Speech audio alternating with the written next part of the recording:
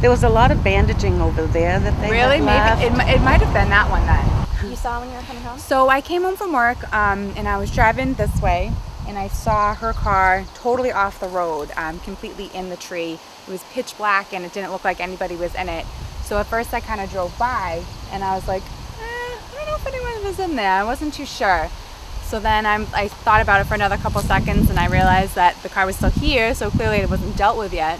So I pulled up over there and I parked my car like up there. And I ran down and I had a little flashlight on my keychain from Lowell General that I got. So I came running down with my flashlight and I was like, hi, anybody in here? And I hear her yelling, I'm here, I'm here. So I'm like, okay, so she's okay. So I run over and I come up like around this way and the driver's side door was open. So I come up and there's just blood everywhere.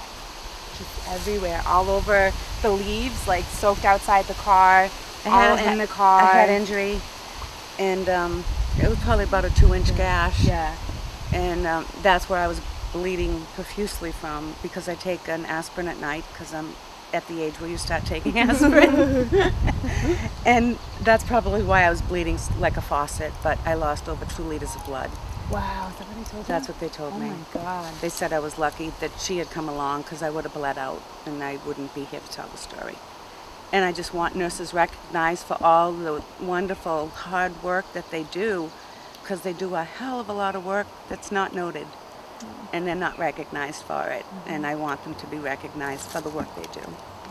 That's what I was saying to people. I said, you know, to me it was just like second nature. Yeah. You know, I just didn't really think twice about it. You see something and you just kind of just jump in. Right. And I told her, and I keep gloves in my glove compartment for this reason, because I always had a feeling it was going to happen to me. I just knew it. So I had a feeling, so I had gloves in my car and I ran back and was able to get those, so I wasn't afraid to kind of, you know, jump in and do what I could to just hold pressure until they came. They came quickly. She hadn't been, I don't know when the next car would have come. It's not a heavily traveled road. It's a very quiet road, you know, and after midnight, you're lucky to get somebody coming over this.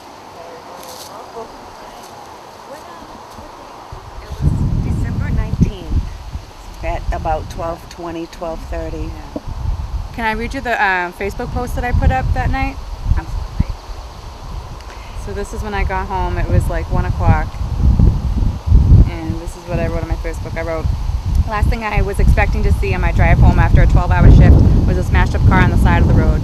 It was dark and didn't look like anyone was inside, but sure enough, when I ran to it, a woman responded to my call. And as she was profusely bleeding from the head, she was telling me about her precious grandchildren and handing me her dentures. Thankful that I decided long ago a nurse should always keep gloves in their car, and thankful that Tyngsboro Rescue was there within minutes. A nurse's job is never done. Hashtag life career.